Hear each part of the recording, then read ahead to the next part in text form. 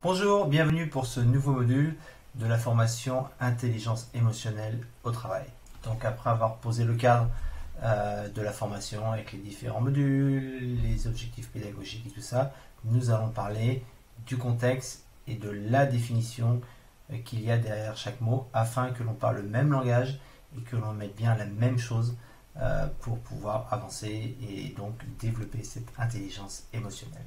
Alors, cette intelligence émotionnelle, il y a 20 ans en arrière, on n'en parlait pas. Donc c'est important de faire un petit peu d'historique pour comprendre les tenants, les aboutissants et pour quelles raisons la plupart des entreprises s'intéressent et en font même un élément majeur dans le recrutement de ce facteur qui est le coefficient ou l'intelligence émotionnelle.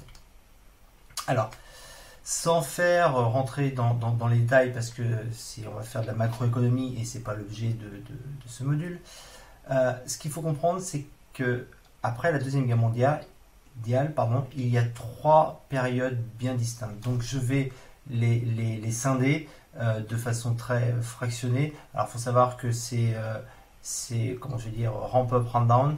Donc c'est diffus, c'est pas aussi fractural que je vais le dire, mais c'est juste pour illustrer le propos.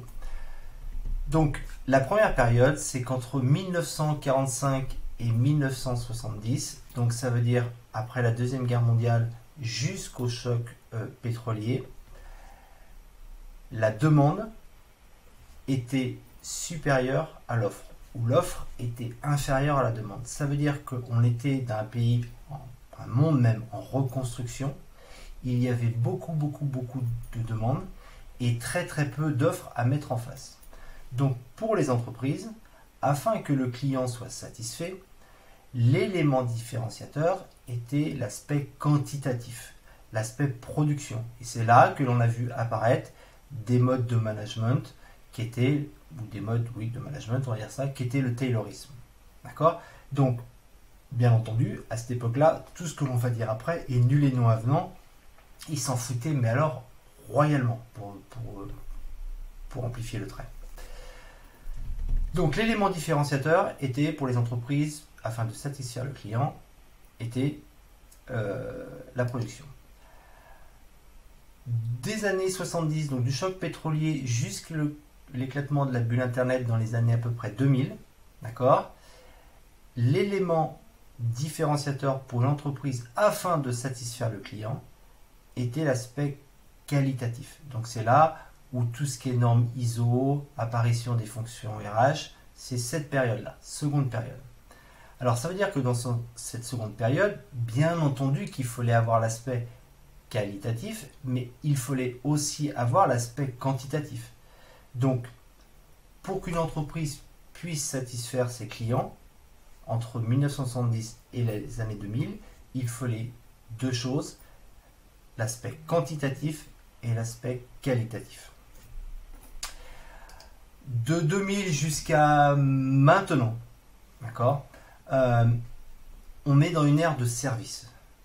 Ça veut dire que un client sera satisfait bien sûr parce qu'il a le produit en temps et en heure, bien sûr parce que le produit répond à une qualité, une norme, une charte, voilà, mais surtout parce qu'il y a le service client. On est dans une ère de marketing où on crée le besoin chez le consommateur afin de créer cette satisfaction par différents comportements, différentes offres que l'on met à sa disposition. Alors, ça c'est super important parce que ça sous-entend une chose. Si on regarde les deux premières époques, qui est l'aspect quantitatif et l'aspect qualitatif, quand on parle de quantité et on parle de qualité, on parle du produit. Donc ça veut dire que là, ce que l'on recherchait majoritairement, c'était le coefficient intellectuel. On le reverra après. Donc ça veut dire que si on le ramène au niveau de l'entreprise, on cherchait principalement les connaissances métiers. D'accord? Parce que voilà, on avait quelque chose à fabriquer en fonction d'un cahier des charges, en termes de quantité, en termes de longueur, en termes de forme, en termes de tout ça. Donc, en gros, ce qu'il se passait dans la tête des personnes, allez, je le fais à l'extrême, bien entendu, on s'en foutait un peu.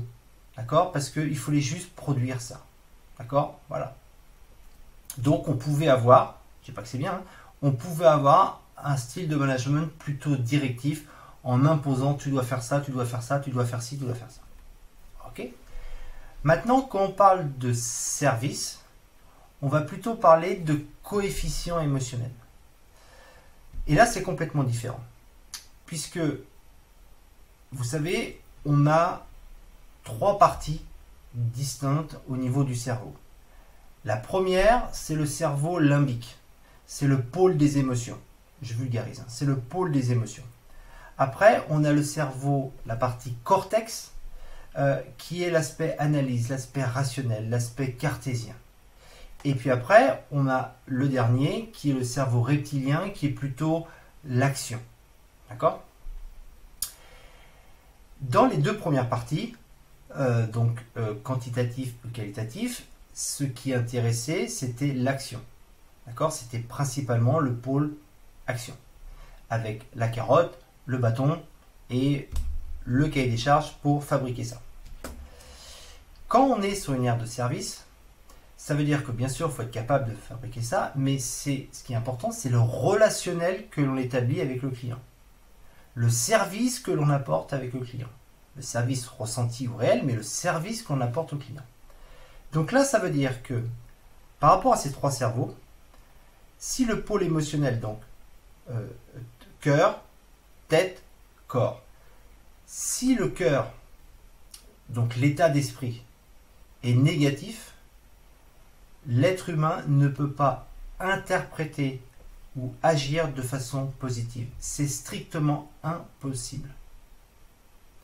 Donc c'est pour ça que l'on parle et que l'on recherche des coefficients émotionnels, parce qu'il y a le mot émotion que l'on va voir après, parce qu'il faut être capable d'adhérer à ça. Si une personne, pour aller vulgairement, vient de se faire défoncer par son manager, ou où il y a une ambiance qui est pesante, j'aurais pas forcément envie de faire les efforts pour aller vers la satisfaction client. Je ferai mon job, mais je ne ferai pas le petit plus, et le petit plus, ça peut être simplement un sourire. Le petit plus, ça peut être simplement une question en proactivité que je vais poser. Donc ça, c'est super important, et c'est pour cette raison que toutes les entreprises, maintenant, parlent d'intelligence émotionnelle. Parce qu'on est dans une ère où la connaissance métier ne suffit plus. Et pour illustrer ça, il y a des expériences qui ont été faites, qui sont vraiment parlantes. Ils ont pris un chef étoilé, dans la gastronomie, hein, c'est la mode, ils ont pris un chef étoilé, donc 2 étoiles quand même, qui a fait la cuisine, voilà. Et sa cuisine, la même, il l'a mis dans 2 restaurants différents. Donc c'est la même cuisine, mais distribuée dans 2 endroits différents. L'endroit A, il y a les serveurs qui sont très très avenants, très très proches sans être intrusif, hein, très très proches du client, souriant, le petit mot gentil, tout ça. Dans l'autre restaurant B, on a des serveurs qui font leur job, d'accord, qui font leur job, mais qui font leur job. Pas de sourire, pas de gestes montrant qu'on s'intéresse aux clients. Enfin voilà, ils font juste leur job, ils servent, voilà, proprement, voilà tout ça. À la fin des expériences, ils ont demandé aux clients de noter la qualité de la nourriture. D'accord? Et ben, dans le restaurant B où les serveurs étaient ils faisaient juste leur job mais sans plus, la nourriture était notée moins bonne que dans le restaurant A. Or, c'est la même nourriture, le seul élément qui change, c'est l'attitude des serveurs. Et l'attitude des serveurs, c'est le service, c'est le coefficient émotionnel. C'est pour cette raison que l'intelligence, un lapsus qu'on verra tout à l'heure, l'intelligence émotionnelle est quelque chose d'extrêmement important et crucial pour la compétitivité des entreprises afin de répondre aux défis, aux challenges, à la problématique du service client dans cet univers qui est très très concurrentiel, où dans le troisième la troisième ère, l'offre est supérieure à la demande. Donc c'est très très concurrentiel, donc il ne suffit plus, donc c'est une condition nécessaire mais pas suffisante, mais donc il ne suffit plus d'avoir un produit qu'on soit capable de livrer un produit qui ait la qualité nécessaire, il faut en plus du service. Et le service, ça dépend des collaborateurs, c'est de la relation humaine. Et voilà pourquoi toutes les entreprises, maintenant, font de tout ce qui est soft skills, le management, la communication, la gestion des conflits, l'intelligence émotionnelle, en font un défi pour cette période-là, afin de répondre à cette problématique-là. Donc, écouter ses émotions, ce n'est donc pas uniquement une question de bien-être personnel. D'accord? C'est surtout quelque chose qui est extrêmement important dans le marché du travail. Une personne qui sait parler, gérer, capter, faire tout ce qu'on va dire autour de l'intelligence émotionnelle, c'est une personne qui a une vraie valeur ajoutée indépendamment de ses compétences métiers. Donc ça veut dire que dans le recrutement, on va de plus en plus aller vers qu'est-ce qui se passe ici. Je vais vous donner un exemple dans le recrutement. Quand j'accompagne le recrutement, je pose une question pour valider le savoir-être. Je pose typiquement un genre de question. Qu'est-ce qui est le plus important? La qualité ou le respect des délais? Comment je vais dire ça?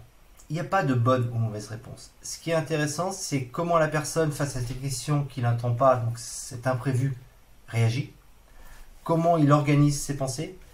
Est-ce qu'elles sont logiques? Est-ce qu'elles sont décousues? Est-ce qu'elles sont approfondies, pas approfondies? Et en fonction de sa réponse, je regarde si ça colle avec les exigences de l'entreprise, de l'équipe et tout ça. Est-ce qu'il va bien s'intégrer? Est-ce qu'il va apporter une plus-value? Est-ce qu'il va pas rester aller en frontal et tout ça?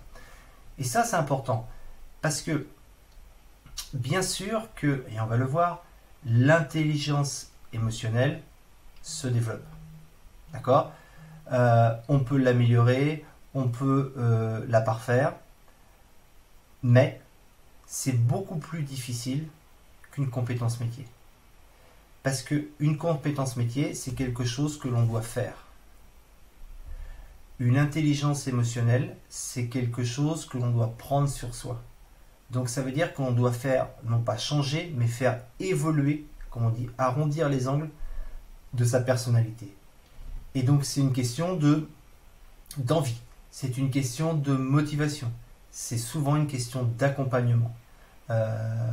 Autant on a un logiciel sur des compétences métiers, on a un tuto en ligne, on dit ah ouais c'est intéressant, entre guillemets, on bidouille sur son PC, sur son poste de travail, tout ça, on fait des erreurs, bam bam boum, il n'y a pas de conséquences et voilà, c'est cool. Quand on va parler, vous allez voir, d'intelligence émotionnelle et comment on la développe, c'est nous le PC, c'est nous l'erreur, c'est nous le cobaye. Et des fois, on n'a pas envie, lié au regard des autres, lié à tout ce que l'on va voir. D'accord? Donc, l'intelligence émotionnelle, c'est une compétence phare et de plus en plus phare dans le recrutement, dans notre époque et encore plus avec la crise du Covid où les gens, ils ont besoin de sens, où les gens ils se posent beaucoup plus de questions, où ils prennent beaucoup plus de recul par rapport au métier qui est de fabriquer de la quantité, de la qualité. D'accord? Donc, on parle depuis tout à l'heure d'intelligence émotionnelle, de coefficient émotionnel. Donc, la première question à se poser, c'est qu'est-ce qu'on entend par intelligence? C'est important que l'on ait la même définition de l'intelligence. Je vais vous donner par exemple un exemple montrant cette utilité. Quand nos hommes politiques, et là on ne fait pas de politique bien sûr, mais quand nos hommes politiques parlent de sécurité, la sécurité, elle va parler à tout le monde. D'accord? Par contre, si vous habitez dans un quartier défavorisé ou dans un quartier huppé, vous n'allez pas y mettre la même chose derrière. Et ce qui est important, c'est pas le mot, c'est ce qu'on y met derrière. Donc c'est pour ça qu'il faut être le plus précis au niveau des définitions. Donc les définitions que l'on va voir, bien entendu, c'est pas les miennes, mais par contre c'est le consensus de ce que l'on trouve, et c'est typiquement ce qui a été abordé quand j'ai fait le cursus en psychologie du sport ou en praticien psychothérapeute. Alors, l'intelligence correspond à une capacité d'adaptation afin d'être en phase avec les contraintes de l'environnement. D'accord? Alors ça, c'est super important et chaque mot est important. C'est capacité d'adaptation afin d'être en phase avec les contraintes de l'environnement. Donc concrètement, ça veut dire quoi? J'ai une problématique. Comment j'adapte mon comportement pour répondre à cette problématique? C'est ça l'intelligence. Ça peut être une problématique que l'on verra qui est plus liée à des calculs, liée à tout ça. Plutôt ça sera ou de la connaissance hard skills, ça sera plutôt une intelligence cognitive. Et après, il y a une intelligence émotionnelle. Et là, on va y rentrer. Donc, mais si on revient sur l'intelligence, donc c'est vraiment, et ça faut vraiment le garder en tête, gardez-le pour toute la suite, c'est une capacité d'adaptation afin de faire face aux contraintes de l'environnement. Donc ça veut dire que si vous avez un comportement de ballon, c'est comme ça, et que vous imposez votre chose, que vous imposez votre vision des choses, que vous imposez la méthodologie, c'est pas de l'intelligence. C'est pas de l'intelligence. Parce que ça veut dire, excusez-moi l'expression, mais vous êtes en mode bourrin. Ce n'est surtout pas de l'intelligence. Donc, Monsieur Lautrey, qui est relativement connu dans l'aspect des neurosciences et psychologiques, dit que cette adaptation implique une plasticité observée au niveau des représentations, des processus mentaux, des comportements et des connexions neuronales. Donc on va parler de plasticité neuronale. Plasticité neuronale, c'est quoi? C'est que, en fait, vous avez deux neurones, on va dire, on va schématiser, on va simplifier, et quand vous avez une connexion entre deux neurones, c'est un comportement. Donc, quand vous êtes en phase d'apprentissage, ce comportement, cette connexion, elle n'existe pas, ou quand elle existe, c'est un petit chemin de terre. Et puis, ça va demander beaucoup de travail, beaucoup de mise en pratique, de l'erreur, pour que ce petit chemin de terre devienne une départementale, puis une nationale, puis une autoroute. D'accord ? Donc ça veut dire que en fonction de votre personnalité, en fonction de votre vécu, en fonction de votre éducation, en fonction de la société dans laquelle vous vivez, du quartier dans lequel vous vivez, de l'entreprise, expérience que vous avez certaines connexions qui sont autoroutes et qui sont entre guillemets construites par expérience, par habitude, vous ne savez pas trop pourquoi, et c'est pas bien grave. Et quand on va vous demander de vous adapter à une certaine situation, les connexions d'adaptation pour avoir un nouveau comportement, elles n'existent pas. Donc ça veut dire qu'il va falloir les créer. Et on verra comment on les crée.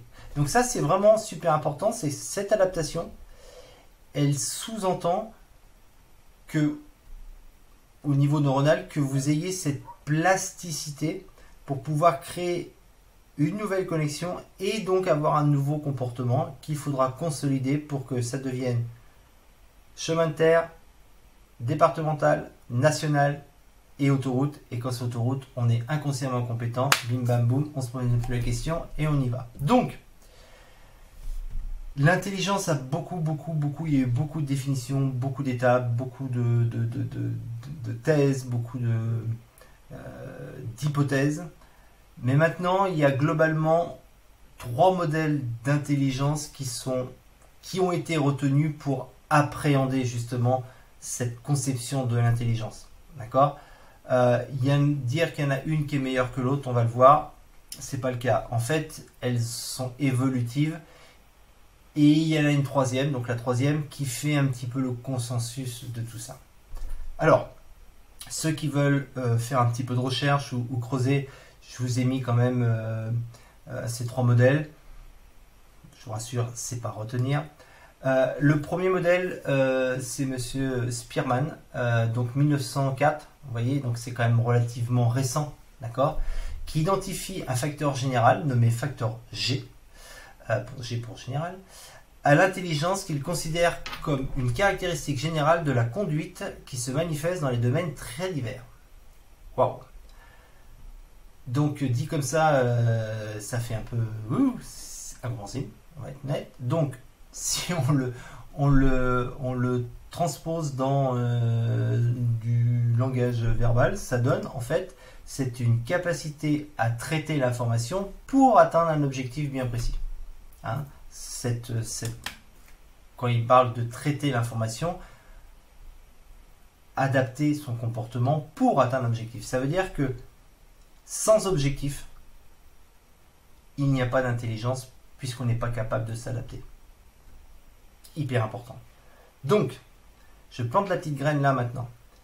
Si vous dites, oui, je veux développer, ouais, c'est une bonne idée, je vais développer mon intelligence émotionnelle. Ok. C'est quoi votre objectif? Parce que développer pour développer, je peux vous garantir par expérience, vous allez essayer une ou deux fois les trucs et vous dire, oh, laisse tomber, c'est pas pour moi ça. Donc, objectif, c'est en gros, qu'est-ce que cela doit vous permettre de faire de nouveau ou de mieux? Si vous n'êtes pas capable d'identifier ça, ça ne fonctionnera pas. C'est pour ça que j'ai fait le dernier module sur quels sont les mots, MAUX, et les solutions qu'ils peuvent apporter pour contrecarrer ou pour accompagner ces mots. Donc ça, c'est le premier modèle. Le deuxième modèle, c'est un modèle plutôt multifactoriel de l'intelligence. Donc voilà, donc c'est une trentaine d'années après. C'est Thurston, d'accord, en fait, qui lui, isole 5 facteurs spécifiques ou ce qu'on appelle les aptitudes mentales primaires, d'accord. Et ces aptitudes, ces 5 sont ce qu'on appelle le facteur numérique, le facteur verbal, spatial, fluidité verbale et le raisonnement, d'accord. Donc facteur numérique, c'est au niveau des connexions. Donc en gros, lui, ce qu'il dit, c'est que cette adaptation, elle n'est possible ou elle est pertinente qu'à partir du moment où on a ces 5 facteurs-là et qu'ils sont développés. Et puis enfin, il y a Bis Carroll, vous voyez, c'est très récent, dans les années 90, qui lui propose une hiérarchisation de l'intelligence, que je ne vous l'ai pas mis parce que ça n'a aucun intérêt par rapport à ce qu'on est en train de faire, et qui est en fait une combinaison, comme je disais tout à l'heure, entre l'approche unitaire, donc adaptation, objectif, et le multifactoriel que l'on a vu avec les 5 piliers. D'accord? Et donc il y a une pyramide de 3 niveaux qui existe, mais comme je vous dis, aucun intérêt. Donc je vous ai mis quand même ça, les noms si vous voulez creuser. À garder en tête, de tous ces modèles, il y a une notion d'adaptation. Et que cette adaptation est possible si il y a un objectif et si il y a ce qu'on appelle des ingrédients qui sont bien développés pour justement permettre de développer cette intelligence émotionnelle. Alors, on parle de QE, de QI, d'intelligence cognitive, d'intelligence émotionnelle. Waouh. Ok, là, et maintenant, on redescend. Alors, on parlait énormément d'intelligence cognitive, notamment si on refait par rapport entre 1945 et les années 2000. C'était l'élément phare pour le recrutement. Alors, on va faire un petit peu d'historique, toujours, pour vulgariser. L'historique de l'intelligence cognitive. Donc, il faut savoir que dans les années autour de 1700-1800, on considérait que l'intelligence était liée à la taille de la boîte crânienne. Plus vous aviez une grosse tête, plus vous étiez intelligent. D'où l'expression, hein, t'as pris la grosse tête. Voilà. En gros, c'est une conséquence de ça. Donc ça, on en est revenu, hein, vous vous dites bien. Dans les années toujours 1900, il y a le premier test QI qui existe toujours, alors qui a été remodelé pour les adultes, pour les enfants, pour tester le fameux HPI que l'on entend partout et démocratisé par la série sur TF1. petit peu de pub au passage, même si franchement j'adhère pas à tout. Donc ça, c'est les premiers tests qui permettent de quantifier l'aspect logique, l'aspect rationnel, l'aspect cartésien, l'aspect intelligence dans le sens adaptation via le raisonnement pour répondre à une problématique, à un problème posé. D'accord? Donc ça, c'était le test. Donc, dit autrement, voilà, c'est notre capacité du cerveau nous permettant d'être en interaction avec notre environnement, donc ce qui nous permet de percevoir, de nous concentrer, d'acquérir des connaissances, de raisonner, de s'adapter et d'interagir avec les autres. Et c'est sur ce dernier point que il y a eu un consensus qui est arrivé avec le développement de la psychanalyse, avec l'introduction des neurosciences, qui est qu'avec le QI, uniquement le QI, donc l'aspect rationnel, l'aspect cartésien, l'aspect tout ça, interagir avec les autres, non, pas toujours. On peut être super, méga intelligent, dans le sens intelligence collective, et de ne pas être capable d'échanger, de rentrer en connexion, de communiquer efficacement avec les autres. Donc c'est là qu'est apparue l'intelligence émotionnelle. Et l'un des pères fondateurs, on va dire, qui a démocratisé et qui a obtenu le consensus sur l'intelligence émotionnelle, c'est Daniel Goleman, qui dit que faire preuve d'intelligence émotionnelle consiste à gérer ses émotions de manière à les exprimer de façon appropriée et efficace afin de permettre aux autres de collaborer harmonieusement aux objectifs communs. Wow. Alors, pareil, tous les mots sont hyper importants. Gérer ses sentiments de manière à les exprimer de façon appropriée. Oui, ça veut dire que si je suis en colère, que je renverse tout, oui, je les ai exprimés, mais la façon n'est pas appropriée.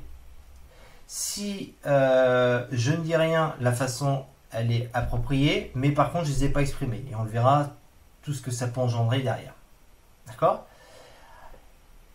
Donc, c'est un curseur qu'il va falloir s'adapter, se déplacer, d'où l'intérêt de bien se connaître, et on va le voir.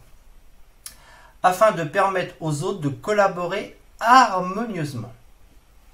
Donc, ça veut dire que là on retrouve la notion de base de l'intelligence qui est la question d'adaptation. Il faut être capable de s'adapter à l'autre. Alors même si on est sur le pôle émotionnel, et on va voir ce que c'est une émotion, même si on est sur le pôle émotionnel, avec cette émotion, il faut être capable de s'adapter. Alors, vous pourriez me dire, oui, non, mais moi quand je suis en colère, je peux pas, non, là c'est...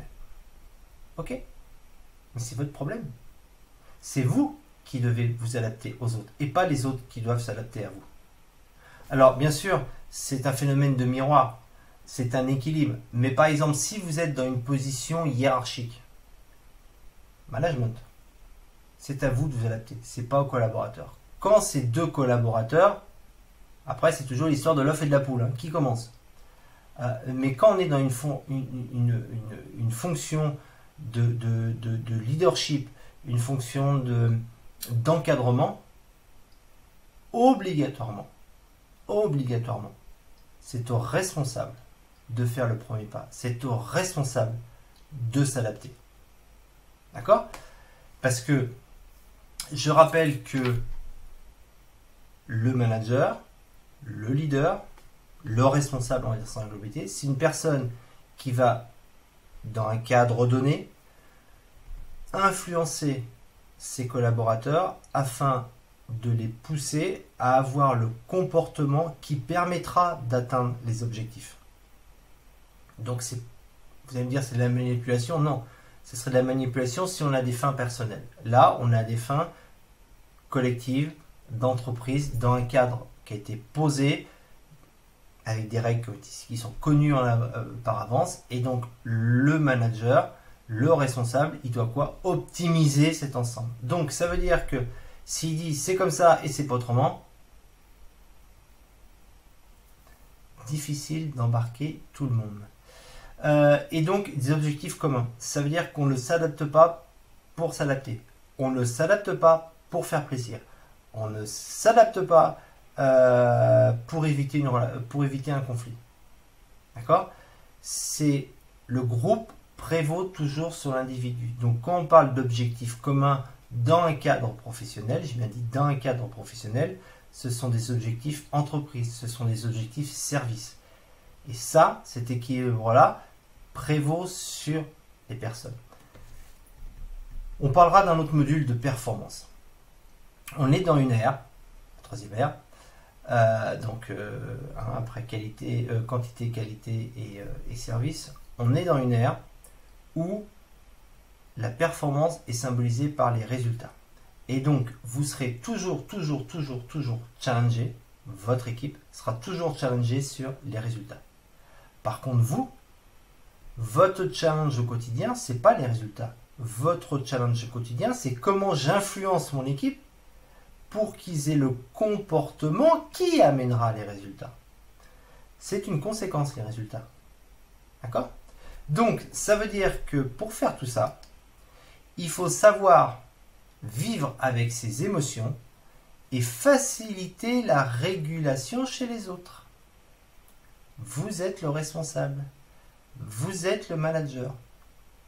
C'est à vous de gérer vos propres émotions et d'appréhender celles des autres et de les aider à réguler. Alors, vous allez me dire, oui, mais moi je ne suis pas psy. Oui. Vous allez me dire, oui, mais je ne suis pas leur mère. Oui. Mais vous êtes le manager dans une ère où cet aspect émotionnel est une source de compétitivité. Et c'est ça. Vous avez accepté ce rôle-là.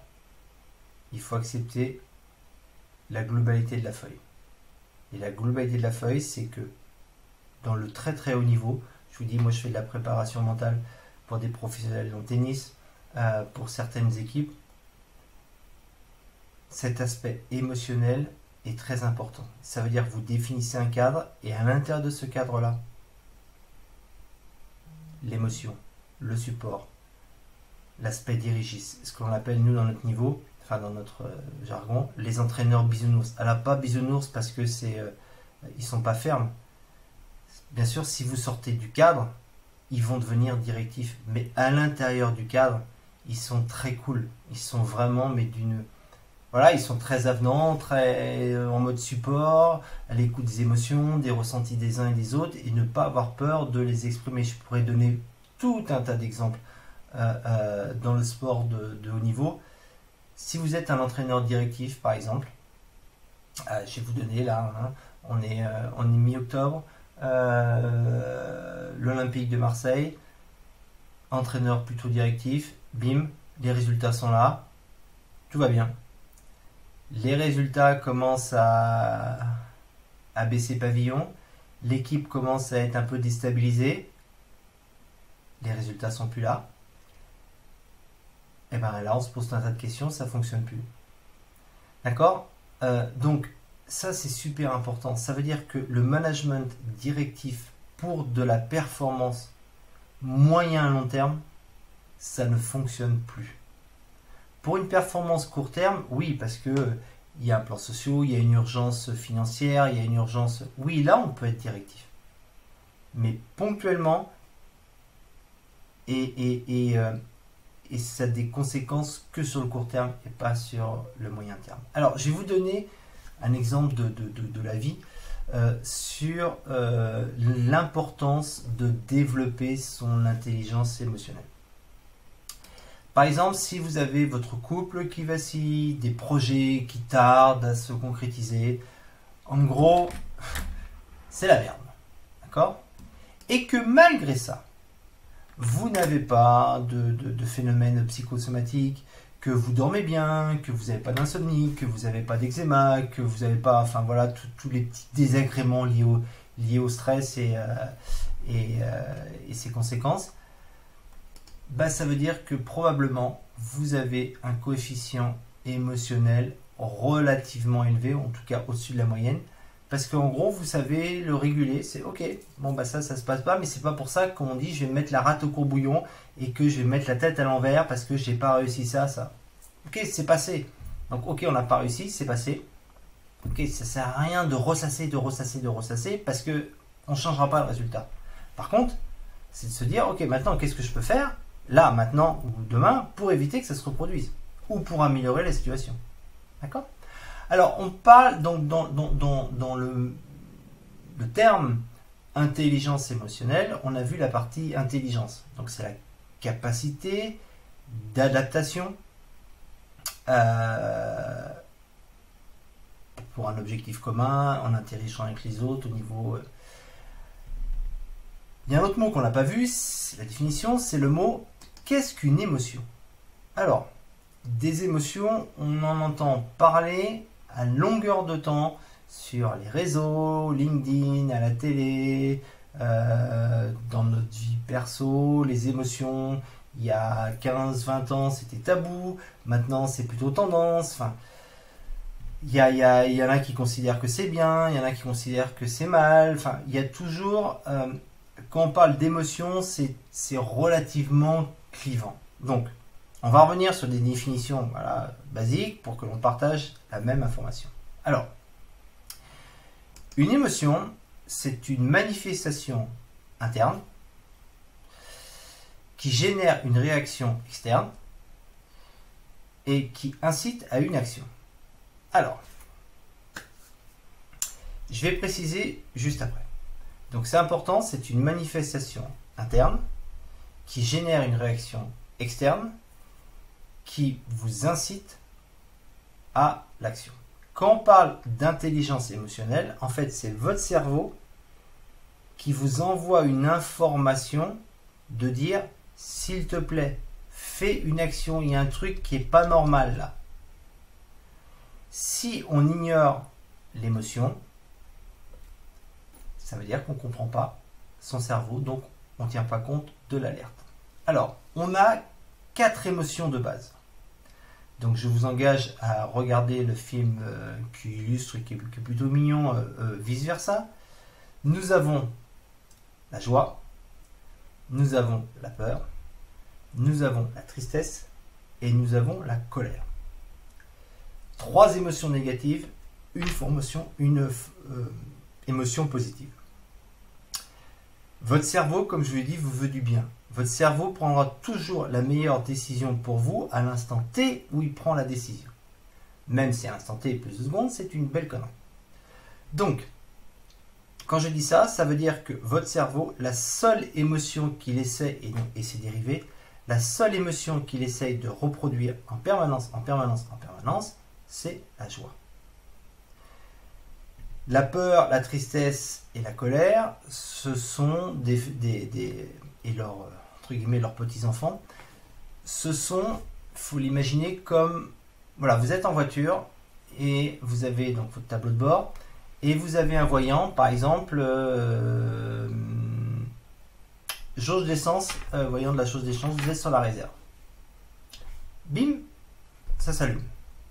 Ça, c'est une émotion négative. Donc là, quand vous voyez ça, ça suscite que je dois faire une action parce que sinon je vais tomber en panne d'essence. Alors peut-être que je peux rouler encore 30, 40, 50 km, grand maximum, mais si je ne fais rien et que je continue à ne pas tenir compte de la petite pop-up qui s'allume, je vais tomber en panne d'essence. Parce que là, logique. Une émotion, c'est la même chose.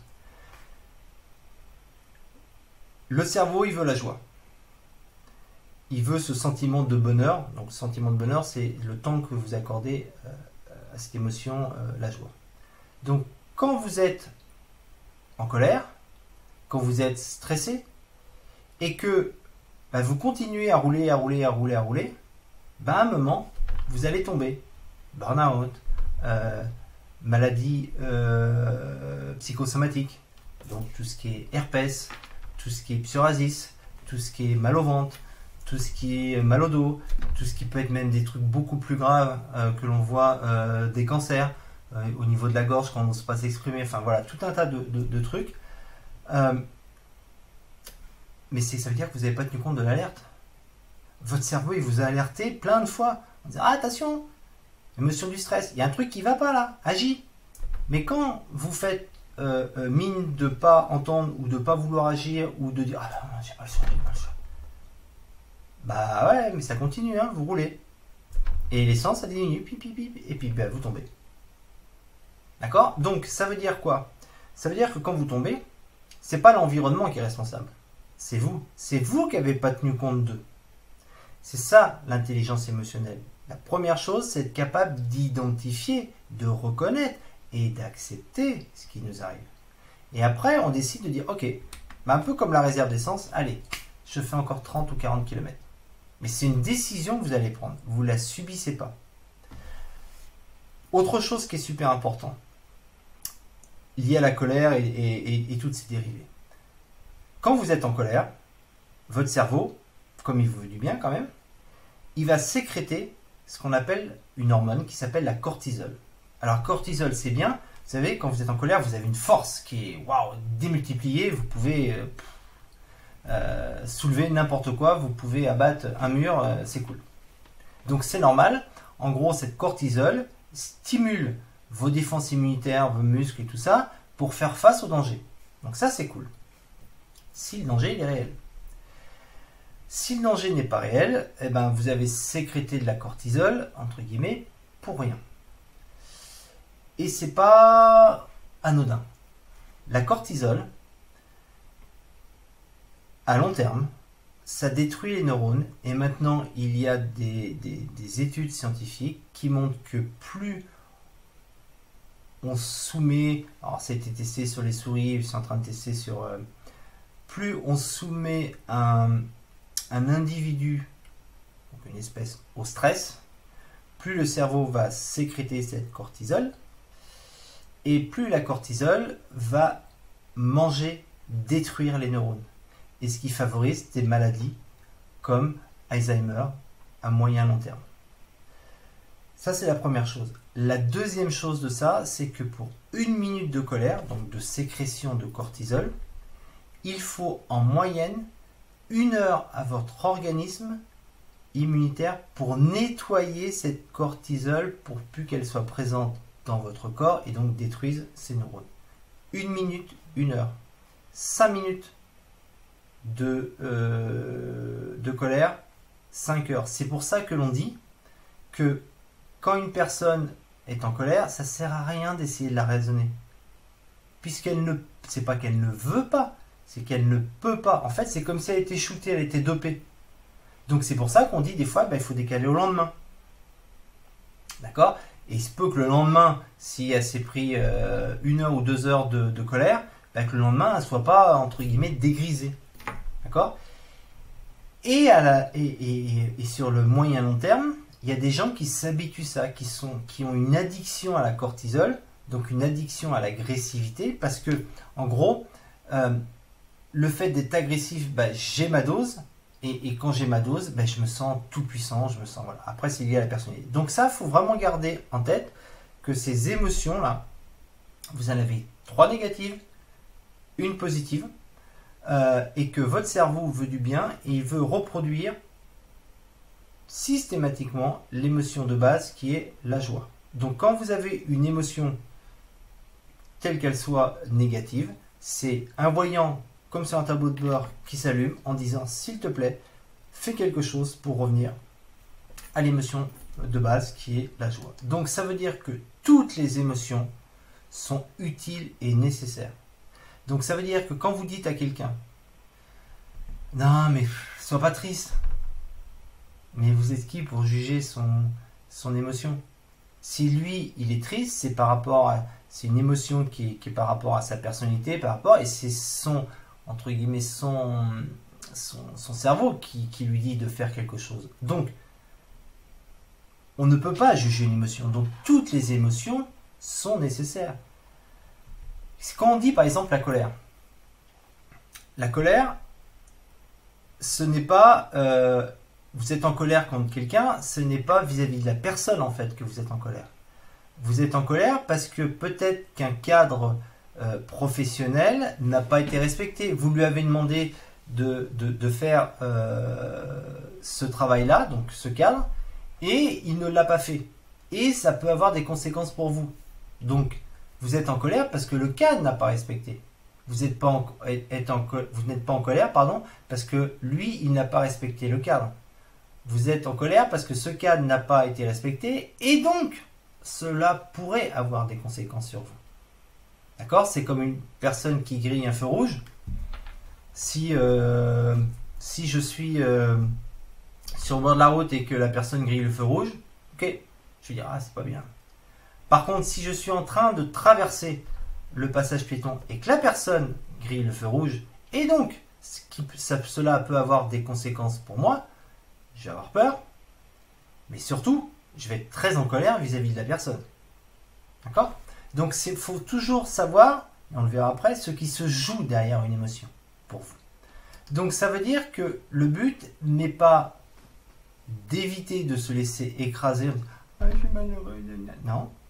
Le but n'est pas de dominer ses émotions, ça veut dire de faire comme si elles n'existaient pas, puisque si vous faites l'un ou l'autre, c'est ce qu'on appelle les deux extrémités, ça veut dire que votre émotion ne jouera plus ce phénomène de signal d'alarme et se transformera, ce qu'on appelle en émotion pathologique. Donc ça veut dire avec des risques psychosomatiques, comme je l'ai dit tout à l'heure, eczéma et tout ça. Donc ça, c'est super important. Une émotion, c'est vraiment un signal d'alarme qui vous dit, notamment quand elle est négative, qui vous dit, s'il te plaît, fais quelque chose. Alors, on va rentrer, pour être un peu plus précis, un peu plus concret, de façon macro, sur chacune des émotions. La peur, en fait, ça sert à quoi la peur? La peur, souvent, pour vous aider, c'est souvent la présence d'un danger, la présence d'une menace. Ça nous sert aussi à alerter pour affronter un nouveau enjeu ou nouveau comportement.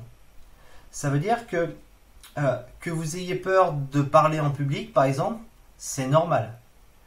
Mais en gros, c'est votre cerveau qui dit « Attention, là, tu vas parler en public. Voilà. » Qu'est-ce que ça sous-entend derrière? C'est qu'est-ce que je dois faire comme action pour bien parler en public? Donc, c'est peut-être des compétences à acquérir. C'est peut-être de visiter la salle avant, de préparer, d'anticiper. Ben voilà. Donc, ça veut dire que c'est bien d'avoir la peur parce que ça permet de rester vigilant et donc de ne pas faire n'importe quoi, de rester professionnel et de dire ok, qu'est-ce que je dois faire pour atténuer la peur? Ça permet donc d'être vigilant et donc d'anticiper les difficultés. Si vous avez peur de parler en public, par exemple, ça m'est arrivé au Brésil, pas évident, devant 150 personnes, je parle pas portugais, donc c'était en anglais, traduit en même temps, simultané.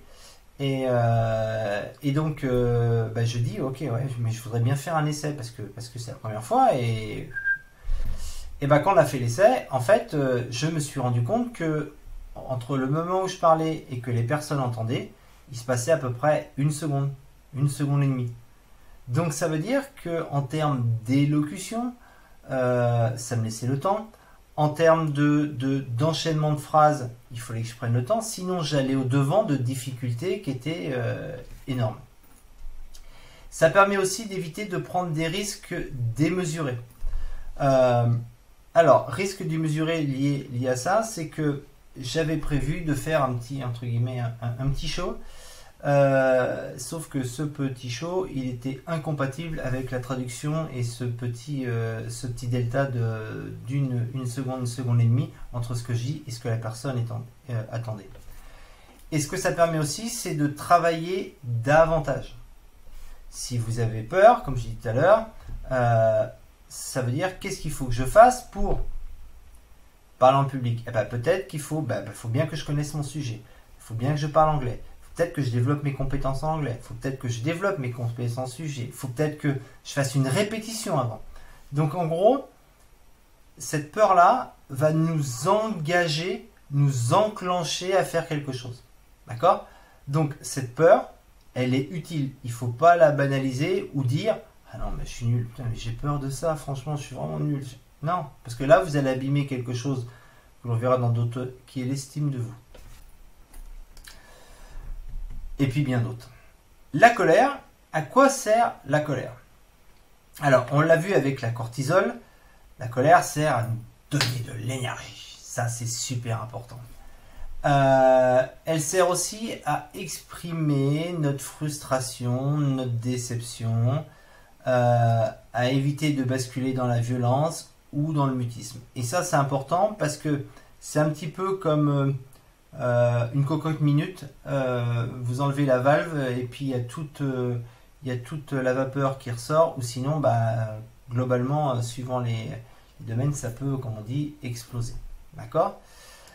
Ça permet de réagir au manque de respect de l'imaginaire. Alors ça, c'est super important parce qu'on a tous notre, entre guillemets, carte du monde. On a tous notre façon, globalement, de voir les choses. Et donc, on peut considérer que c'est un manque de respect.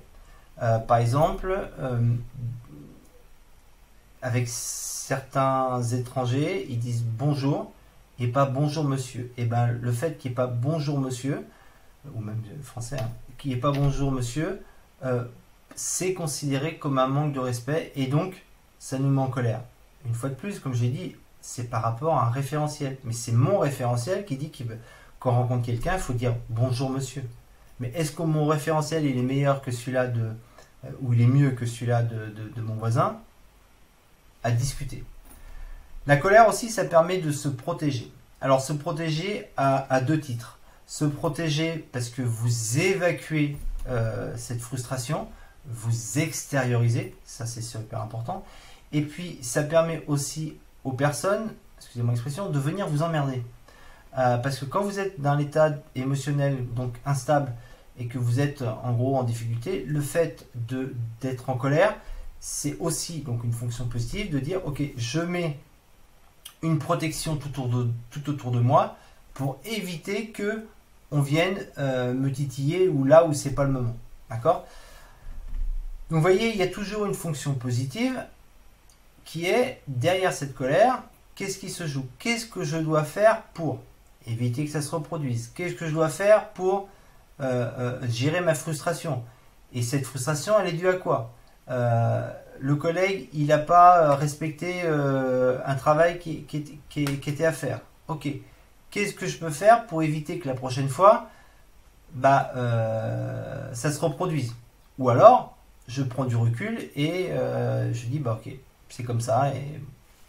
Donc c'est vraiment important de bien conceptualiser que c'est vraiment une émotion, quelque chose qui vous demande une action pour revenir à l'émotion de base qui est la joie. Donc vous avez la tristesse, troisième négative, qui va vous aider bien sûr à accepter un changement ou une perte, d'accord, qui va vous prendre du temps pour renoncer. Ça veut dire c'est ce qu'on appelle typiquement le processus de cicatrisation psychologique qui fait partie de la courbe de deuil. Alors deuil d'une personne, mais ça peut être le deuil d'un appart, ça peut être le deuil d'une situation sociale, d'un job et tout ça. La tristesse, ça vous permet donc justement de prendre du recul par rapport à la situation et donc d'évaluer, de penser un peu plus stratégique, ce qui vous permet de ne pas être dans l'aspect instinctif, instantané et donc potentiellement de faire des erreurs que vous regrettez après. Donc ce qui se permet aussi souvent comment je vais dire, la tristesse, c'est aussi une façon de se retrouver avec soi et donc de s'éviter de s'ancrer dans la toute puissance du moi je suis fort, moi. Ça permet, comme on dit, de se reconnecter avec ses propres racines et donc de se reconnecter avec sa propre identité, qui je suis et qu'est-ce que je veux vraiment, d'accord, et derrière, pour quelle raison je suis triste? Est-ce que c'est quelque chose, encore une fois de plus, que je projetais mais qui n'est pas réel, qui n'est pas smart comme on dit? Voilà, donc vous voyez, donc à travers ces trois émotions négatives, c'est pour revenir à l'émotion de base qui est la joie. Et la joie nous permet bien sûr de recharger nos batteries, de renforcer notre estime de nous, hein, comme on dit, on s'aime, de partager avec les autres, de s'approprier, ça c'est important, la réussite, notamment au travail et dans le sport de très haut niveau. Comme on dit, on apprend de ses échecs. Oui, c'est cool, mais s'il n'y a que des échecs, je peux vous garantir que vous ne serez pas en joie de façon permanente. Et on est dans un système, bien ou pas bien, c'est même pas la question, on est dans un système où ça passe par les résultats. Et si vous n'avez pas les résultats, on tolérera une fois, deux fois, et puis 3 fois, vous ferez shooter. D'accord ? Ça permet aussi de stimuler sa propre motivation, qui est l'énergie d'y aller, d'avoir envie de se battre. Donc voilà pour cette définition contexte. Donc ce qui est important de se rappeler, c'est que il y a 3 périodes, l'aspect quantitatif, qualitatif et service dans l'ère industrielle. Que les 2 premiers, quantitatifs et qualitatifs, on est principalement sur de l'intelligence cognitive, d'accord, donc on va dire intelligence métier, et que dans la 3e partie dans laquelle on est actuellement, on est principalement sur de l'intelligence émotionnelle avec l'ère du service. Et l'intelligence émotionnelle, c'est de reconnaître et d'adapter nos émotions et celles des personnes que l'on encadre afin qu'elles soient appropriées et d'atteindre un objectif commun. Et on a 4 émotions de base que sont la joie, la tristesse, la colère et la peur. 3 négatives pour une positive. Notre cerveau, il nous veut du bien et le seule émotion qu'il essaye de reproduire en permanence, c'est la joie. Donc quand on a une émotion négative, c'est notre cerveau, son langage qui nous demande fais quelque chose pour, s'il te plaît, revenir à l'émotion de base qui est la joie. Donc il faut voir les émotions négatives comme un indicateur de tableau de bord, une jauge d'essence, et si vous continuez alors que le voyant il est allumé, et bien vous allez tomber en panne. Et bien écoutez, on se retrouve dans le prochain module de cette formation intelligence émotionnelle au travail avec les composantes de l'intelligence émotionnelle. Allez, à très bientôt.